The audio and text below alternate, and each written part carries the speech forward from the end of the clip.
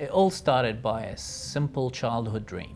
At the age of 12 in 1984, I watched The Terminator, and opposed to all what the Terminator is about, not to make Terminators, I was fascinated about the technology, and I always wanted to have half human, half machine.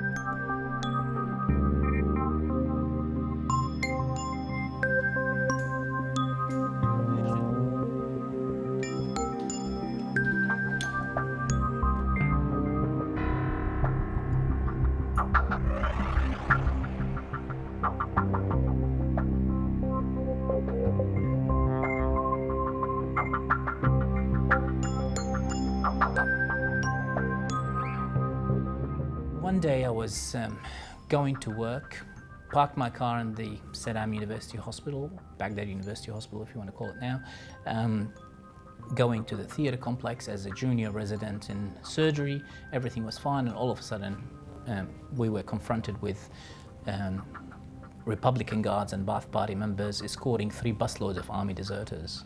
They ordered us to abandon the elective lists and start mutilating these army deserters by taking their ears off surgically. The head of the department openly refused, and they dragged him outside to the car park, put a bullet in his head in front of everybody, and they turned to the rest of us. They said, "Now we attracted your attention. Anyone share this man's view, come forward, otherwise proceed with our orders." That moment, I faced the most challenging decision in my life. Should I obey the commands and live with guilt for the rest of my life by violating every single principle I was brought up on? Should I refuse and end up with a bullet in my head like my boss, or should I run away? If I was going to be found, I would be killed. So I had to escape.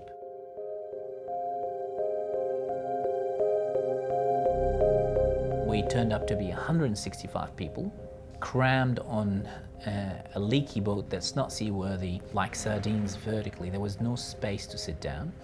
The boat was a small fishing boat. The journey started in the early hours of the sunrise, around 6-7 a.m. and the journey was the most horrific journey I've ever seen in my life.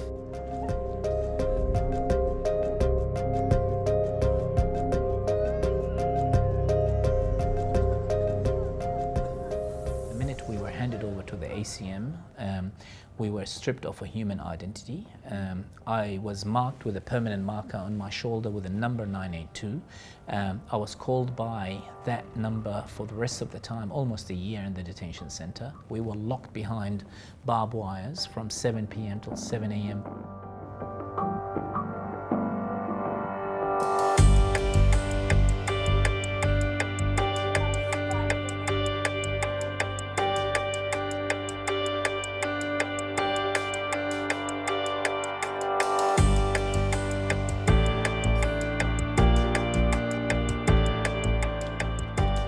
I always say that disability is a disability of the mind. However, in the Middle East, if you cannot earn living with your hands, you become a burden on the society, a burden on your family, and people in Iraq don't have a proper welfare system, and that is a problem. I always wanted to make a difference and to help these people, and I still do till this moment. That's why I keep going back to Iraq and other developing countries like Southeast Asia, the Middle East, to do charity work. So I was determined to become a doctor and enter the surgical field, and I'm very grateful of being in Australia.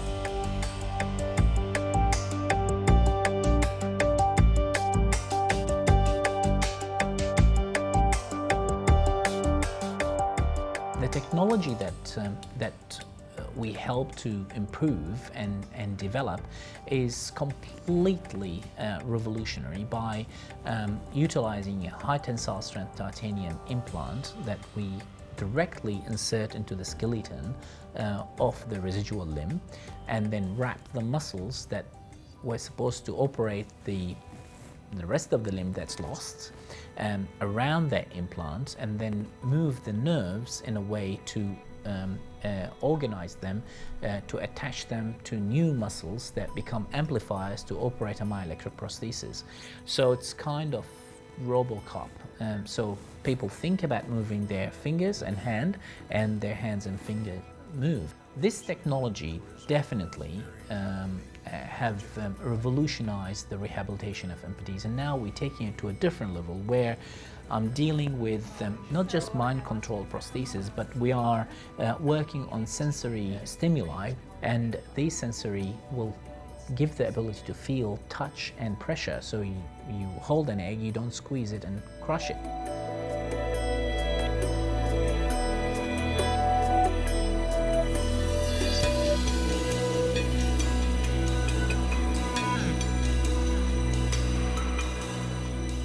Definitely, my mission in life is to get osseointegration to people that need it most, people who cannot afford it.